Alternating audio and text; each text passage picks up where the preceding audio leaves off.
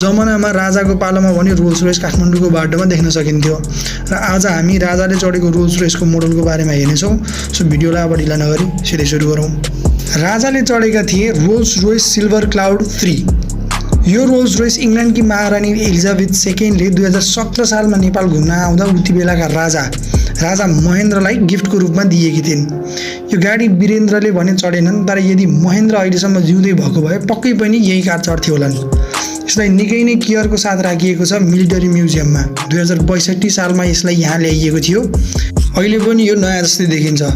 यो गाडी हेर्न पाउँदा निकै नै गर्व लागेको थियो, किनकि रोल्स रोयसले पनि उति बेला हाम्रा देशका राजालाई यो गाडी चढ्न सक्ने क्लासको मानेको भएर इङ्ल्यान्डको रानीले गिफ्ट गरेकी थिइन्। तर अहिलेका नेता मन्त्रीलाई हेर्ने हो भने एकजनाले पनि चढ्न पाउँदैनन्।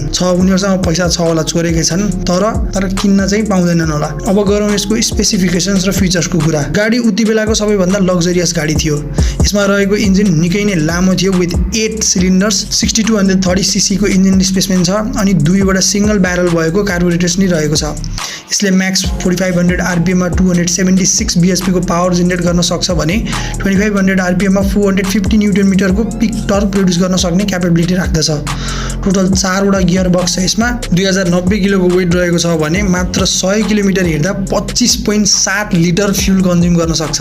फ्युल क्यापेसिटी मात्र 6.2 लिटरको रहेको छ। त्यसैगरी यसको म्याक्स स्पिड रहेको छ 181 किलोमिटर पर आवरको र 0 देखि 100 किलोमिटर पर आवरको एक्सिलरेसन भेट्टाउन 10.5 सेकेन्ड लाग्छ। यसमा भएको सिट सबै प्योर लेदर प्रयोग गरेर बनाइएको हुन्छ भने दुवै अगाडि र पछि एकअर्काबाट त्यति नछुट्टिएका सिट देख्न सकिन्छ। 1966 मा गएर बल्ल सेपरेट सिट बनाएको थियो रोल्स रोयसले। 1962 को मोडलसम्ममा हेडलाइट मात्र एउटा हुन्थ्यो भने 1963 को यो मोडलमा भने दुईवटा हेडलाइट देख्न सकिन्छ। यो गाडी यदि हेर्ने मन छ भने तपाईहरु मिलिटरी म्युजियममा गएर हेर्न सक्नुहुनेछ।